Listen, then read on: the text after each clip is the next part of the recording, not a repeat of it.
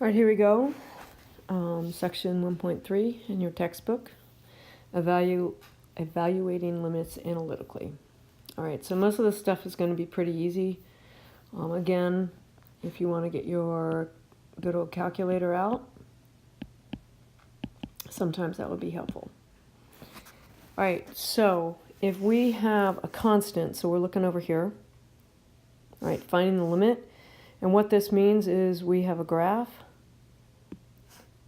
of y equals 3, and at any point here, of course, we're looking for at x equals -2, but at any point, we're going to have a height there of 3. Okay, so that limit right there equals 3. All right, and again, always remembering as you're coming in from the right-hand side, coming in for the left-hand side if the limits are equal. All right, in this one, in the second one, example 2, we're looking really at the graph y equals x, which gives you this nice little line about 45 degrees. And as I approach -2 there, we're going to be down here, right? And that value is -2 as well. And so here again, this limit is -2. So that's not too tricky. All right, we're going to look at all the properties of limits here. You can read through those. I'm not going to go through each one of those for you, but understand that we can multiply a function by a value b, all right? And that's the same thing as bringing that b outside and just taking the limit of the function and multiplying b by that limit. Sum or difference. So if you have two separate functions, we can add or subtract them, either the composition there, or we can do it separately. The product, so again, you can separate that. So I kind of say the limit of a product. Here, the limit of a product of two functions is the same thing as the product of the individual limits. And the same thing for the quotient, as long as that value that's in the denominator is not going to 0. So again, the limit of a quotient is the same thing as the quotient of the limits. And lastly, the power. If we're raising that function f of x to the n, we can find the limit of f of x as x approaches c, and then raise it to the power at the end. Whatever algebraically helps and makes it a little bit easier. All right, so our first method when we're doing these problems, finding the limit, is direct substitution. So if we're going to just do direct sub,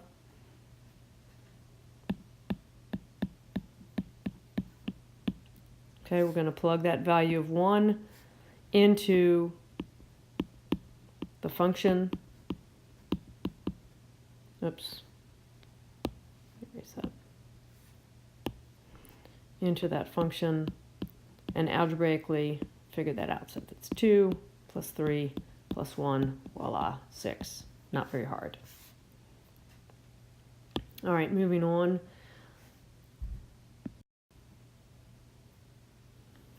Let me just blow that up. Whoops, sorry about that. All right, so here's another one we can do by direct substitution. And again, that's probably the first step. So we're just going to put 2 times 2 plus 1 all over 4 times 2 minus 2. So in the numerator, we get 5. In the denominator, we get 6. Paching. And we're done. All right. All right, so here there are a couple limits of polynomial and rational functions. You can read through that. Whoops, sorry about that. All right, so there are limits of polynomial and rational function. It says direct substitution for polynomial and rational functions. Again, then we have the limit of a function involving a radical. All right, so here's an example down here. Direct substitution again. So we get the cubed root of 8. And we get 2. Ching. All right, same thing over here. We're going to plug in 4, and we get 2. Not too hard there.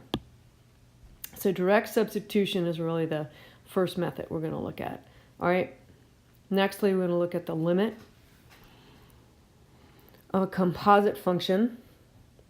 And really, again, we're working with direct substitution. And that's just looking at, so we're going to put in that 4 for that x squared. So we're going to say that might be the one function. And then so direct substitution, looking at that, we get 4 squared plus 9, simplifying 16 plus 9, square root of 25, and we get 5. Okay? Again, direct substitution. All right. Moving on.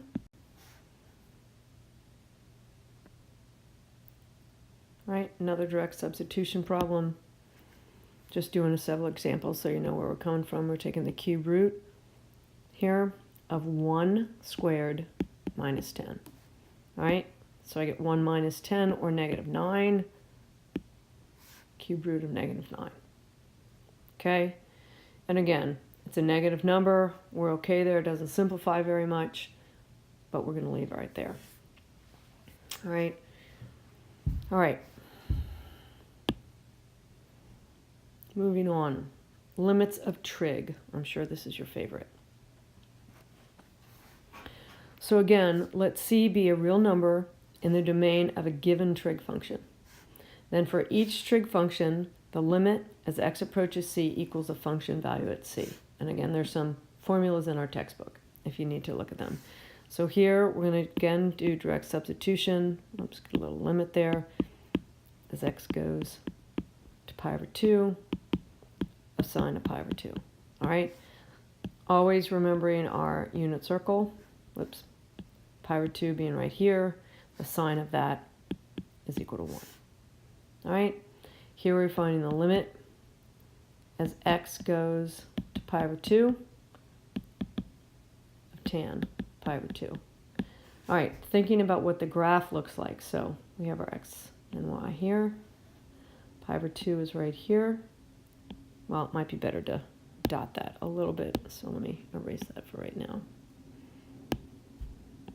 All right, I'm going to dot that because those are asymptotes. And tangent looks like this. Does the same thing over here. And so at this value, pi over 2, looking at the behavior as we're coming in from the right and left, and we notice that the right-hand limit does not equal to the left-hand limit. So right here, let's erase this. Right here, we're going to say that limit as x approaches pi over 2 of tan x does not exist. Our reasoning there is that a right-hand limit does not equal the left-hand limit. Sorry, that's a does not. Does not.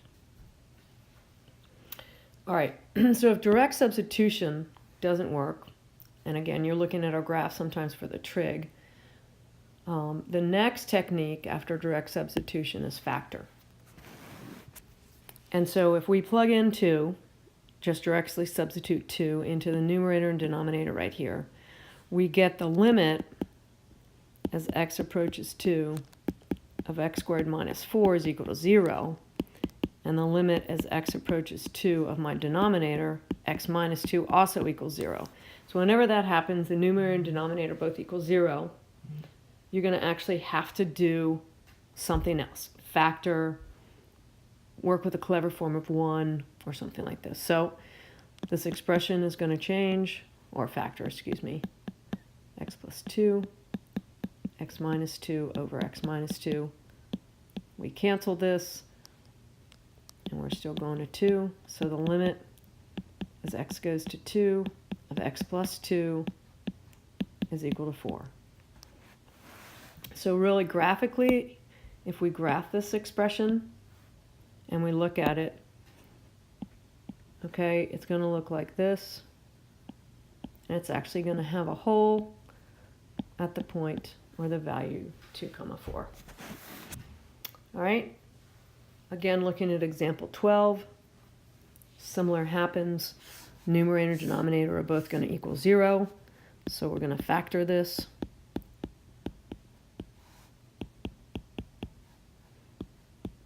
Okay, your algebra 2, algebra 1 skills coming into play here. And I'm going to have a plus 1 and a minus 3. And this expression becomes a limit as x approaches negative 1 of just x minus 3. and that value is going to be -4. And again, if we graph it, it's going to be similar to the above example. Alrighty, moving on.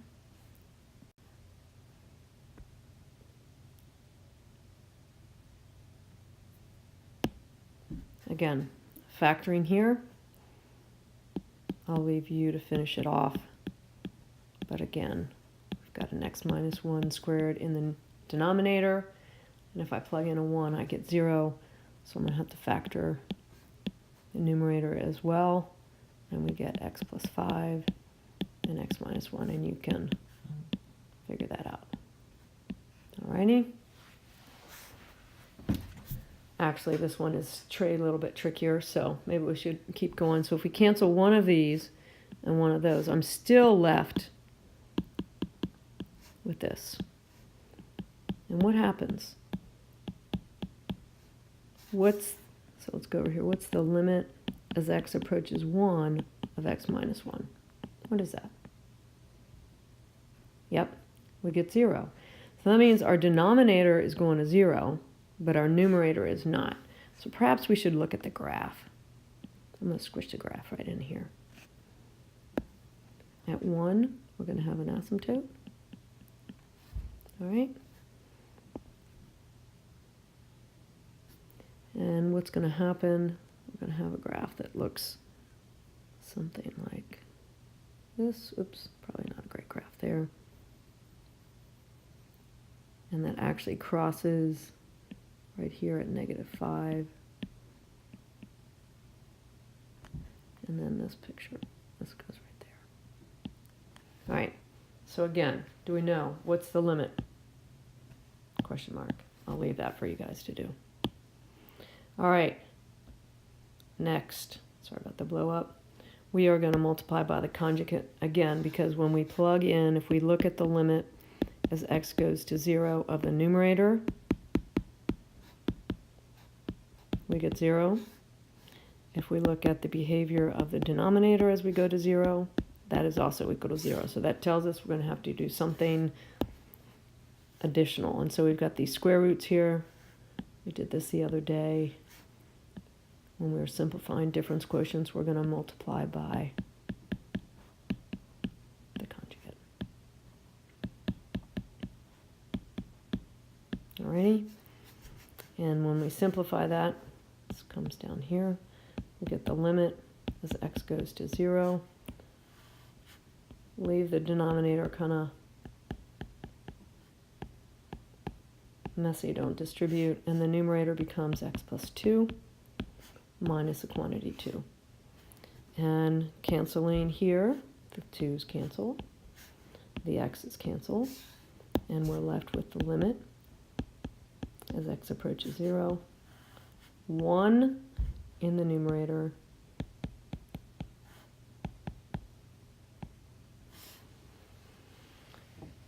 and the square root of x plus 2 plus the square root of 2 in the denominator, and our limit as x approaches 0 of this expression. Well, I don't really need that, do I? Is equal to 1 over 2 square roots of 2. Alrighty.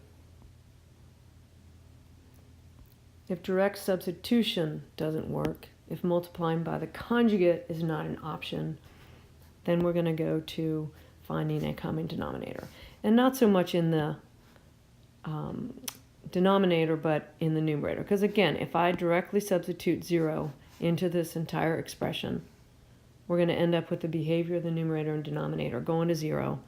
And so in that case, we're going to have to do something else. Remember, if the behavior of the denominator and the behavior of the numerator, both go to 0, then you're going to have to do something else. Either factor, multiply by the conjugate, or in this case, we're going to find a clever form of 1 and find a common denominator. So I'm going to multiply this by x plus 3, divided by x plus 3, and this I'm going to multiply by 3 over 3. And again, those are just clever forms of 1.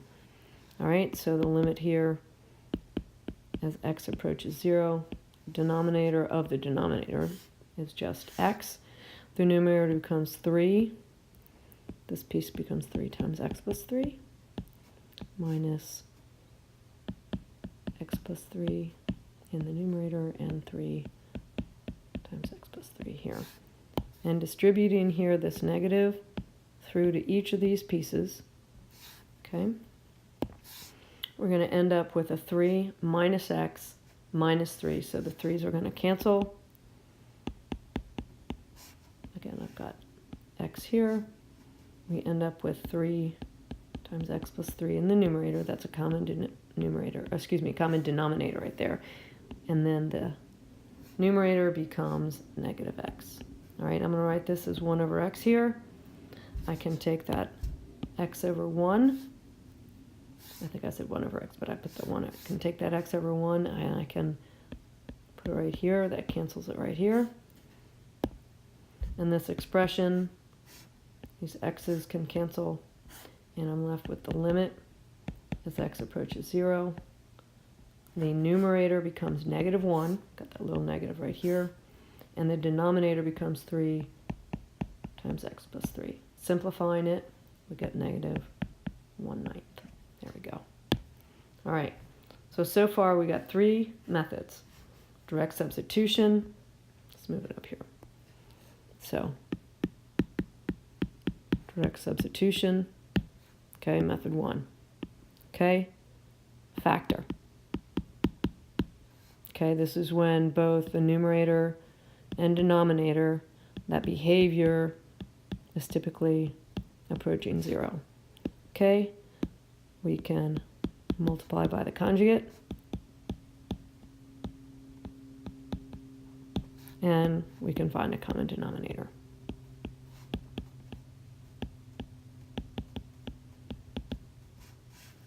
All right, so 4 different ways to find limits. All right, so I'm just going to talk about the squeeze theorem. This is the first of many theorems that we're going to talk about this year in calculus. And basically, it's not super tricky, but sometimes called the sandwich lemma. All right, sandwich theorem or squeeze theorem. It's when you know what's happening to a value on the right and a value on the left. And then you can squeeze that limit out of there. I mean, it's quite simple once you look at it. So let's look at this expression. We have the limit as x goes to 0 of x times cosine 1 over x. So the question is, what's going on with the cosine of 1 over x? Now remember, x doesn't get to 0, but cosine 1 over x, we're looking for the limit of 1 over x. So the thought is, what is the very biggest the cosine of any value can be? What's the very biggest value that cosine can be? So we have 1. What is the very smallest value that cosine can be? Negative 1. So we know, regardless of what we're looking at for cosine, okay, regardless of what we're looking at, the value, the actual value that cosine of anything can be is got to be sandwiched between 1 and negative 1, okay? However, we got something else here. We have this x value, all right? So what I'm going to do is with each one of these terms in this inequalities, I'm going to multiply each one by x, okay? So I get negative 1 times x less than or equal to x times cosine 1 over x less than or equal to x times 1. So that what is this is telling us is we've squeezed this, okay? It's probably not how you spell squeezed. No, it is not how you spell squeeze. Let's try that again.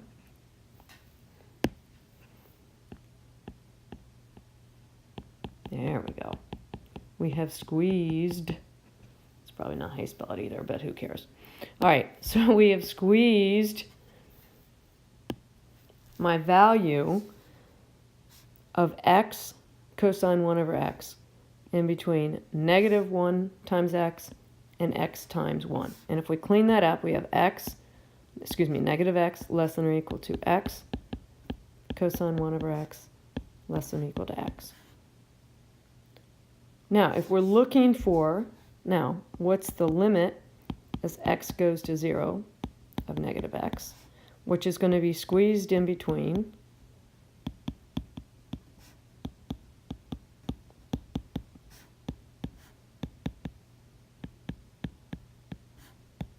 all right? Now, clearly, what's this value? 0. What's this value? Also 0. So now we know what the limit as x goes to 0 of x times cosine x is also equal to 0 by our squeeze theorem.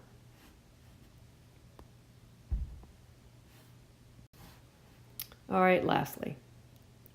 Sorry, this sort of video got a little bit long.